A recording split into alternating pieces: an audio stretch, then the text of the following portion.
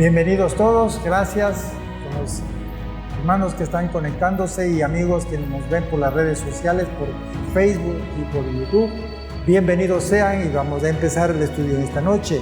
En el capítulo 5 encontramos algo que nos llena de asombro y cómo Dios empieza a trabajar en cada una de las personas. Y empieza a trabajar en su conjunto, en la iglesia empieza a trabajar, ¿no? En el capítulo 4 encontramos a un hombre muy conocido después y que hizo algo fantástico. El resultado de la conspiración que hubo contra Pedro y Juan que fueron víctimas por parte de los saduceos, fue un verdadero avivamiento que hubo en la iglesia, un avivamiento que todos querían estar. Empezaron a vender sus cosas, vender sus propiedades y poner a los pies de los discípulos para que se repartiese prácticamente esos recursos entre las personas más necesitadas. Un avivamiento tremendo en la iglesia, 5,000 personas más las esposas, las mujeres y los niños. ¿Puede imaginar cuántas personas había? ¿Puede usted imaginar este grupo de gente que el Señor había levantado? En esta circunstancia surge en la escena la figura de un gran hombre que se llama Bernabé. Y encontramos en el capítulo 4, versículos 36 y 37, cuyo gesto de desprendimiento lo revela como un hombre generoso. Bernabé había tenido una propiedad en la isla de Palmos y vendió esa propiedad y puso a los pies de los apóstoles, ¿no? Y también, paralelo a ello, después de que hace la ofrenda de esa contribución, asoma una familia, un matrimonio que es de Ananías y Zafira, cuyo testimonio contrasta con el de Bernabé y conspira contra el buen nombre y testimonio de la iglesia. Ahí empieza el problema, no solamente ahora la persecución de los saduceos en contra de la iglesia, ahora empieza el problema dentro de la iglesia. ¿Puede notar usted? Esta pareja al parecer se sintió motivada por el gesto de generosidad de Bernabé y decidieron imitarlo, pero haciendo en una forma parcial. Vendieron una propiedad, retuvieron una parte del precio para sí y llevaron lo restante prácticamente para depositarlo a los pies de los apóstoles. ¿Puede imaginar usted hasta qué punto ellos no hicieron lo que Bernabé hizo? Bernabé dio todo, pero ellos dijeron no, yo creo que una partecita nomás, ¿no? Hasta aquí todo parecía normal, dieron su ofrenda, ¿no? Espero quien hace las preguntas que saca a la luz lo incorrecto y condenable de la actitud de Ananías y Zafira. Cuando le dice en el versículo 4, capítulo 5, le dice, reteniéndola, no se quedaba en ti, y vendida no estaba en tu poder. Hermanos, si leemos, por ejemplo, el versículo 3, dijo Pedro, Ananías, ¿por qué llenó Satanás tu corazón para que mintieses al Espíritu Santo y sustrajeses del precio de la heredad? Mire, le hace prácticamente una acusación directa al apóstol Pedro. Le hace una acusación directa. Su pecado consistió no en dar una parte, sino dando la impresión que, al igual que Bernabé, daba todo. En la actitud había ciertamente hipocresía tanto como mentira. ¿Qué estaba en su corazón? ¿Qué había en el corazón de Ananías? ¿Qué había? ¿No? Proverbios, por eso Proverbios capítulo 28, versículo 3, nos dice lo siguiente, Proverbios capítulo 28, versículo 3, nos dice lo siguiente: el que encubre sus pecados no prosperará, mas el que lo confiesa y se aparta alcanzará misericordia. Hermanos, Ananías y Zafira estaban mintiendo, había hipocresía, había mentira en ellos.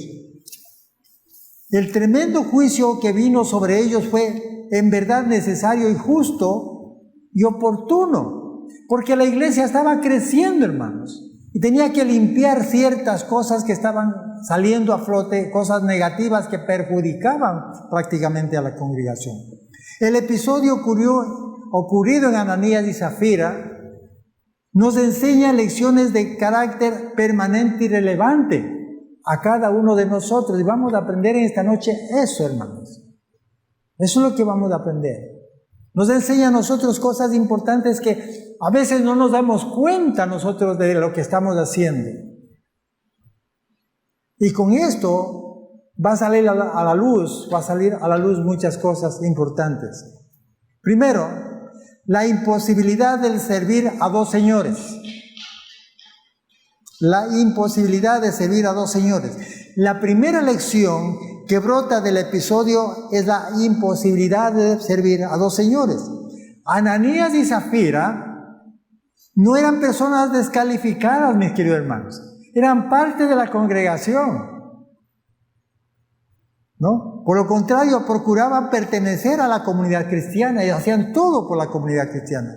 Probablemente fueron contados dentro del pueblo de Dios.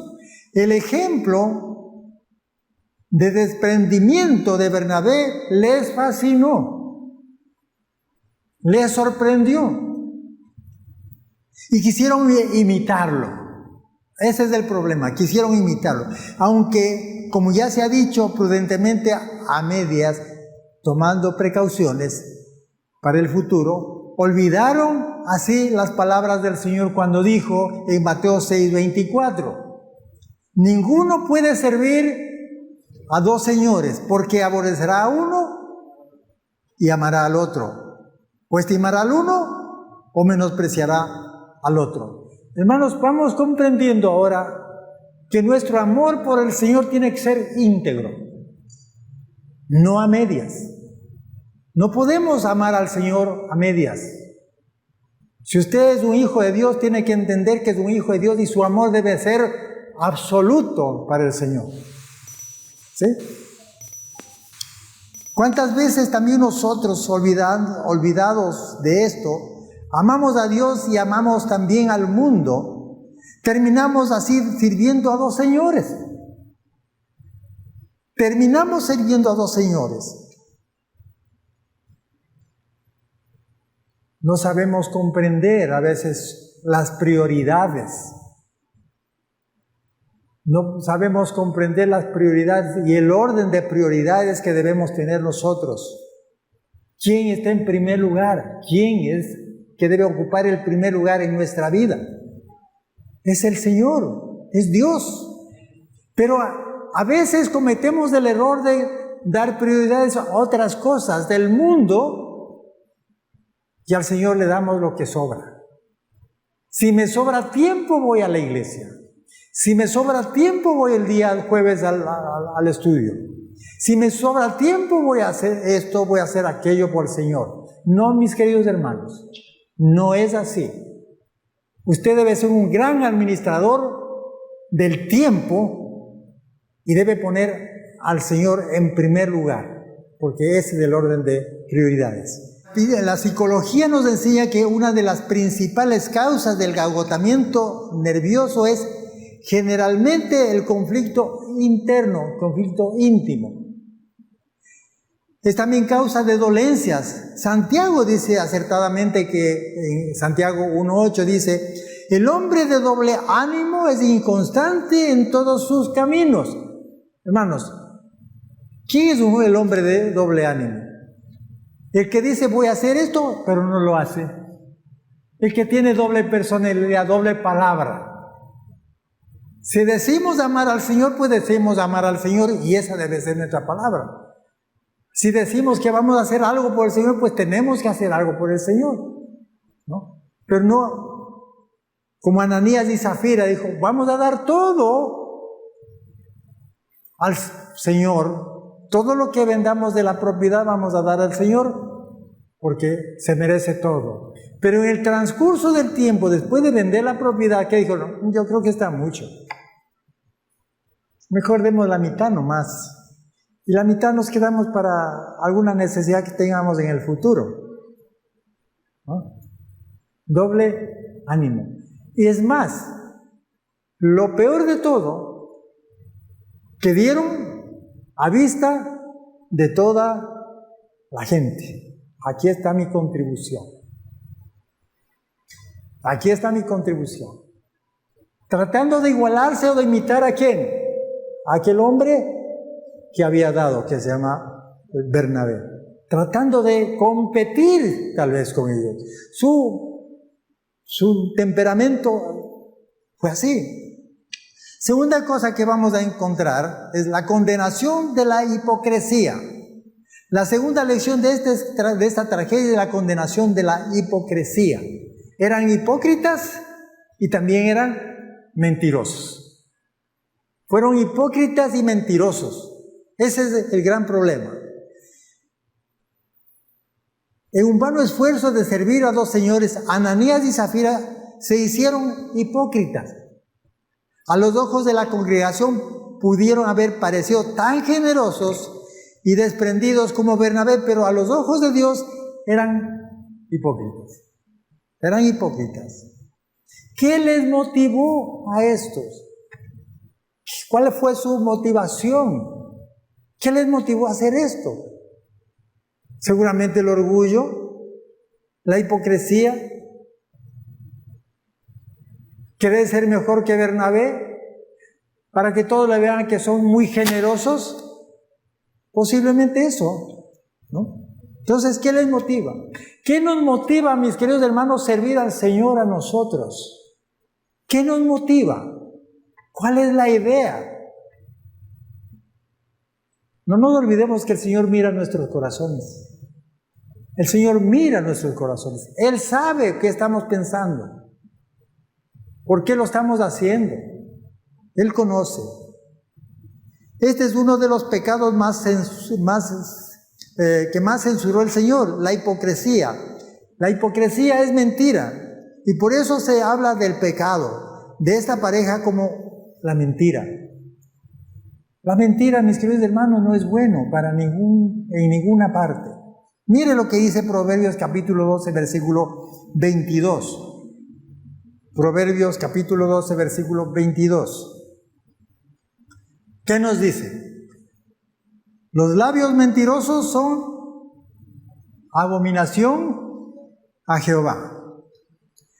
Pero los que hacen verdad son su, ¿qué cosa? Contentamiento. Dice la mentira es abominación para Dios. Dios no está calificando la cantidad de mentira o el tamaño de la mentira. La mentira es mentira y es pecado y se acabó el problema, ¿no? No es que solamente una mentirita blanca. No, Señor. La mentira es mentira. Y Dios aborrece la mentira. En Proverbios más adelante, 14:5, nos dice, el testigo verdadero no mentirá. Proverbios 14:5. El testigo verdadero no mentirá. Mas el testigo falso hablará mentiras. El testigo falso hablará mentiras. La mentira quita la personalidad, mis queridos hermanos. No nos olvidemos. ¿Quién le cree a un mentiroso? Nadie. Quita la personalidad. Nadie le cree a un mentiroso. Imagino, aunque sea que esté diciendo la verdad, pero si ha sido un mentiroso y es un mentiroso, nadie le va a creer. ¿Sí? ¿Y sabía usted que la mentira mata? Sí, mis queridos hermanos, la mentira mata. Mata la confianza de su esposa. mata la confianza de su esposo, mata la confianza de sus hijos, mata la confianza de sus amigos. La mentira mata, hermanos. ¿Cómo se sentiría su esposa si usted le dice una mentira? ¿O cómo se sentiría su esposo si le dice una mentira?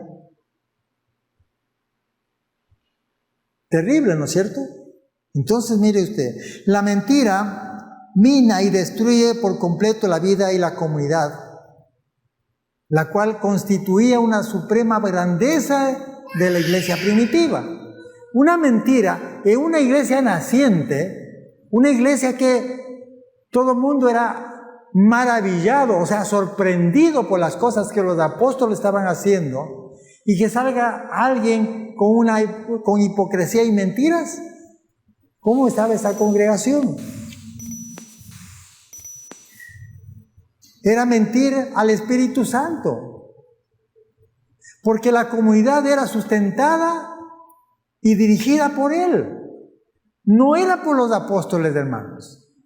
Después del derramamiento del Espíritu Santo, Él les comenzó a ministrar, el Espíritu Santo comenzó a trabajar en cada una de las personas, hasta el punto, mis queridos hermanos, que la gente sorprendida traían a los enfermos de todas partes para que el apóstol Pedro, solamente pasando con su sombra, pueda ser sanado y pueda ser curado. La gente era maravillada, sorprendida, lo que Dios estaba haciendo a través de estos instrumentos humanos. Comenzaron a creer en Dios definitivamente. Comenzaron a creer en el Señor. Era en efecto la comunidad del Espíritu Santo. No era la iglesia de Pedro y de Juan. Era la iglesia del Espíritu Santo, porque Él estaba ministrando día a día y haciendo las obras que el Señor quería a través de su Santo Espíritu, utilizando ¿a quiénes? A 2 hombres siervos del Señor. Hermanos, Dios puede hacer maravillas si nosotros nos humillamos ante Dios, ante el Espíritu Santo. Podemos ser instrumentos de Dios. Podemos ser instrumentos para proclamar el Evangelio a toda la gente en este tiempo que es tan difícil. Podemos ser instrumentos, porque usted y yo tenemos el Espíritu Santo. El momento que recibimos a Jesús, vino a morar en nosotros el Espíritu Santo. Y es el mismo Espíritu Santo que tuvieron los apóstoles, es el mismo Espíritu Santo que es parte de la tercera persona de la Trinidad. Hermanos, es el mismo Espíritu Santo que tiene usted y es el mismo Espíritu Santo que tengo yo, mis queridos hermanos. Y quiero decirle que usted tiene el poder para hacer cosas maravillosas para la honra y la gloria de nuestro Dios. Sí, mis queridos hermanos. Lo que sucede, lo que pasa es que no le damos la oportunidad a Dios a través de su Santo Espíritu para que haga esas cosas maravillosas. Si usted y yo hiciéramos algo adicional a lo que normalmente hacemos, fuera tremendo. ¿Qué le cuesta proclamar la palabra del Señor? ¿Qué le cuesta proclamar y decir que Dios mandó a su Hijo Jesús a morir en la cruz para salvarnos? Que usted ha aceptado a Cristo y es una nueva criatura. Dios ha cambiado su vida, ha restaurado su matrimonio, ha restaurado su trabajo. Dios le ha dado oportunidades de salud, de vida. ¿Por qué no proclamar a los 4 vientos esto? Seguro el Espíritu Santo va a trabajar en usted para que pueda hacerlo. Amén. Sí, mis queridos hermanos. Démosle la oportunidad. ¿Cómo damos la oportunidad al Espíritu Santo? Humillándonos ante Dios, haciendo su santa voluntad, que es a través de su palabra. Amén. ¿Quién sabe si las palabras del Señor pudieran ser dirigidas a nosotros en el día de hoy? Cuando el Señor dijo en Mateo capítulo 15, versículo 7, Mateo capítulo 15, versículo 7, ¿Qué es lo que nos dijo? ¿Qué es lo que dijo? ¿Qué nos dice? Es más. ¿Ya tiene? Mateo capítulo 15, versículos 7 y 8 puede leer. Dice, hipócritas, bien profetizó de vosotros Isaías cuando dijo, este pueblo de labios me honra, mas su corazón está lejos de mí. Hermanos, pregunta, ¿dónde está su corazón cuando le adora al Señor? ¿Dónde está su corazón cuando habla del Señor? ¿Dónde está su corazón cuando le sirve al Señor? ¿Dónde está? Mis queridos hermanos, debemos hacernos un examen hacia adentro y preguntarnos, ¿qué me motiva a venir a la iglesia? ¿Qué me motiva a servirle al Señor? ¿Qué me motiva a cantarle, leer la Biblia? ¿Me motiva algo? ¿Qué me motiva? Hermanos, pensemos en eso. El celo de Dios por su iglesia. Tercero, la tercera lección del episodio es el celo de Dios por su iglesia. En este pasaje que la palabra iglesia aparece por primera vez en el libro de los Hechos de los Apóstoles. Antes no se decía, no se hablaba. El Señor Jesús prometió edificar la iglesia y garantizó que las puertas del infierno no prevalecerán contra ella. La mentira y la hipocresía destruye la iglesia. Pero Dios, en su infinita sabiduría, resolvió preservar la iglesia y destruir aquellos que sean instrumentos de hipocresía y de mentira, hermanos. Tenemos que tener mucho cuidado. Posiblemente no vamos a ver a los mentirosos caídos muertos. Posiblemente no vamos a ver a los hipócritas que caen muertos delante de nosotros. No lo vamos a ver, hermano. Pero sí podemos mirar, mis queridos hermanos, aquellas personas que no entregaron su vida completamente a Cristo, estuvieron en la iglesia un par de años, un año o 6 meses y qué sé yo, y después salieron.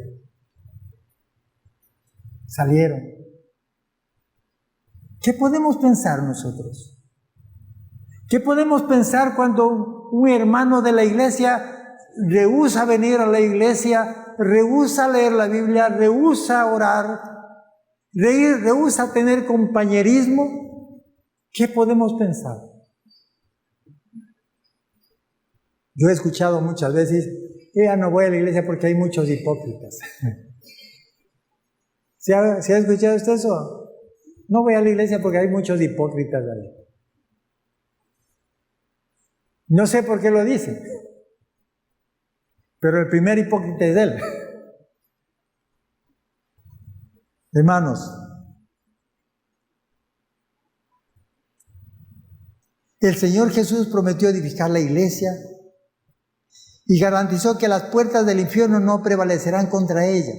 La mentira y la hipocresía destruyen la iglesia, pero Dios en su infinita sabiduría resolvió preservar la iglesia y destruir a aquellos que sean instrumentos de la hipocresía y de la mentira. Hermanos, la iglesia nunca será terminada, nunca desaparecerá. Por años, mis queridos hermanos, Satanás ha querido destruir la iglesia. Se ha valido de gobiernos corruptos, se ha valido de personas que no aman a la iglesia, se ha valido Satanás de los mismos, entre comillas, cristianos para destruir la iglesia. Pero no han podido, hermanos. Y no podrán. ¿Sabe por qué? Porque la iglesia es la novia de Cristo. Es la novia de Cristo. Y un día su iglesia estará en las bodas del Cordero, disfrutando de las bendiciones de aquel que murió por cada uno de nosotros. ¿Sí? Sí, mis queridos hermanos. Por eso es que la iglesia no va a ser destruida. Y el Señor Jesucristo dijo que las puertas del Hades, las puertas del infierno, no prevalecerán contra ella. Y eso es una garantía que tenemos cada uno de nosotros. Amén. Sí, mis queridos hermanos.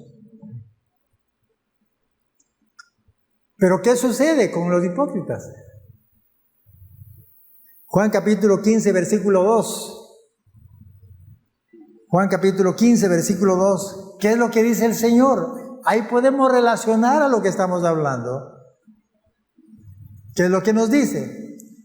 Todo pámpano que en mí no lleva fruto, lo quitará. Y todo aquel que lleva fruto, lo limpiará para que lleve más fruto. Hermanos, eso va a hacer el Señor, y eso es lo que hace el Señor, hermanos. Eso es lo que hace el Señor. Los quita de en medio de la congregación porque el Señor ama a su iglesia, y que está haciendo daño al mentiroso, al hipócrita, al criticón, al soberbio y todos los demás, lo saca. Por eso es que, hermanos queridos, no aguantan mucho tiempo mucha gente en la iglesia.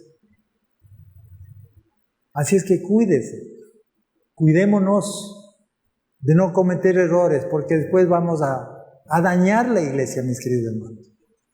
En la muerte instantánea de Ananías y Zafira hay sin duda un acto de juzgamiento divino, pero probablemente también de misericordia. ¿Sabía usted eso? ¿Se perdieron definitivamente Ananías y Zafira?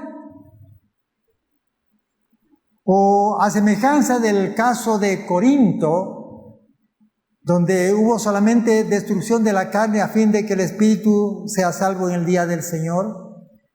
No lo sabemos. No sabemos, hermanos.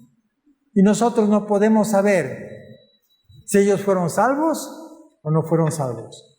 Como no podemos saber si fueron salvos aquellas personas que vienen y están un tiempo en la iglesia y se van.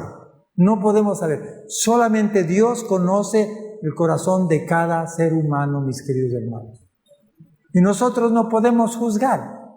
Se fueron. El Señor los quitó porque no llevan fruto, porque no dan fruto. Y para sostener y para mantener su iglesia en lo posible limpia. Hay preguntas que serían más pertinentes de hacernos. Por ejemplo, ¿por qué será que el corazón dividido y la hipocresía llevaron a Ananías y Zafira a un fin trágico? En tanto que a nosotros, que cometemos esos mismos pecados, todavía seguimos viviendo. ¿Por qué será? ¿Cuál será la razón? Es muy sencillo, mis hermanos. Ciertamente esto nos muestra la misericordia de Dios. La misericordia de Dios es que nos mantiene en pie, porque también usted y yo cometemos errores, mis queridos hermanos. Cometemos pecados. Pero es la misericordia de Dios que nos ofrece la oportunidad de arrepentirnos. Por eso es que el apóstol Juan escribe en 1 de Juan capítulo 2 versículo 1 y nos dice: hijitos míos, nos advierte. Nos dice: hijitos míos, estas cosas os escribo para que no pequéis. Pero si alguno hubiera pecado, a Jesucristo tenemos, ¿qué dice? Como abogado. Tenemos para con el Padre a Jesucristo el justo. Él es nuestro abogado. Él es nuestro defensor. Él dio su vida por nosotros y Él nos defiende, mis queridos hermanos. También, como dice Pablo en Romanos capítulo 2, versículo 2. Mas sabemos que el juicio de Dios contra los que practican tales cosas es según verdad.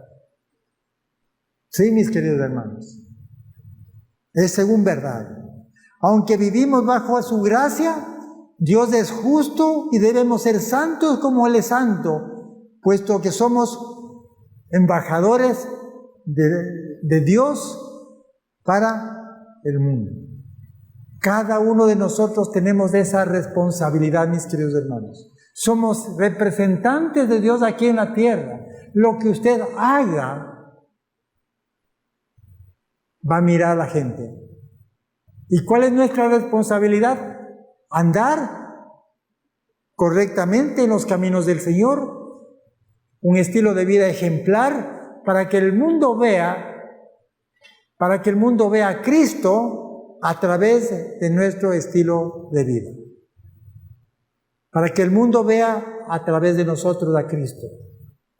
¿Por qué no empezar a caminar como el Señor quiere en obediencia a su palabra? ¿Por qué no empezar a caminar como dice el Señor en su palabra, que debemos ser santos porque Él es santo? ¿Por qué?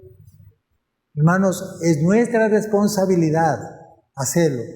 Mis queridos hermanos, la fortaleza de una iglesia está en hablar la verdad. La fortaleza de la iglesia está en hablar la verdad. Seguir la verdad y predicar la verdad. Ahí está la fortaleza de una iglesia. Así seremos una iglesia fuerte y próspera. ¿Cómo usted quiere que sea la iglesia Rey de Vida, la gran familia? Una iglesia fuerte, próspera, ¿no es cierto? Entonces debemos practicar la verdad, caminar en la verdad y, ¿qué más? Predicar la verdad. Hermanos, que hayamos aprendido un poquito de lo que nos deja esta enseñanza de esta pareja que cometieron ciertos errores, posiblemente los mismos errores que nosotros cometemos. Pero por la gracia de Dios estamos aquí. Por la gracia de Dios no hemos sido muertos. Ahí estamos, mis queridos hermanos, por la gracia y la misericordia del Señor. Mis queridos hermanos, yo les hago el desafío. Caminemos en integridad. Digamos la verdad. Sin hipocresías. Amemos al Señor, pongámosle dentro de nuestras prioridades como el número 1 en nuestras vidas. Hagámoslo. Nada nos cuesta. Tenemos todo. Tenemos el Espíritu Santo que nos da el poder y la fortaleza para seguir caminando hacia adelante. Amén.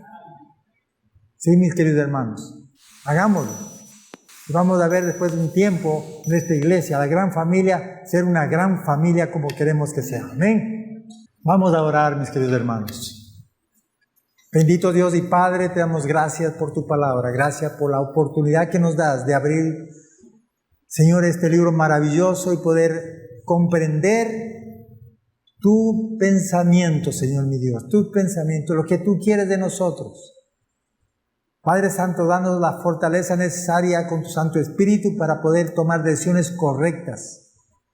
Para que cada uno de nosotros, mi Dios eterno, podamos hacer lo correcto, hablar la verdad, servirte, mi Dios eterno, con una actitud correcta. No tratando, Señor mi Dios, de figurar ni hacer para que la gente nos vea, Señor mi Dios. Que seamos humildes, bendito Dios, y que pongamos en práctica lo que hemos aprendido esta noche.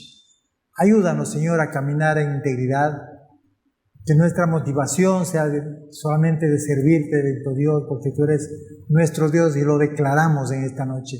Eres nuestro Dios y Señor. Gracias, Padre amado, por darnos la oportunidad de abrir tu palabra, bendito Dios, y poder proclamarla. Gracias te damos, Señor. Lleva a esta congregación a sus hogares, mi Dios eterno. Y también a nuestros amigos que están conectados y hermanos que están conectados por medio de las redes sociales. Dios los bendiga y guárdalos, Señor mi Dios. Y ayúdanos a caminar junto a ti. De tu mano, Señor mi Dios. De tu mano, Señor, en obediencia a tu palabra. Gracias te damos en el nombre de Jesús, nuestro Señor y Salvador. Amén y amén. Gracias, queridos hermanos, y gracias, mis queridos hermanos que están conectados por las redes sociales. Amigos, gracias por conectarse. No se olvide, Facebook y YouTube está a las órdenes. Escríbanos, por favor, para tener un contacto con ustedes. Gracias, mis queridos hermanos. Amén.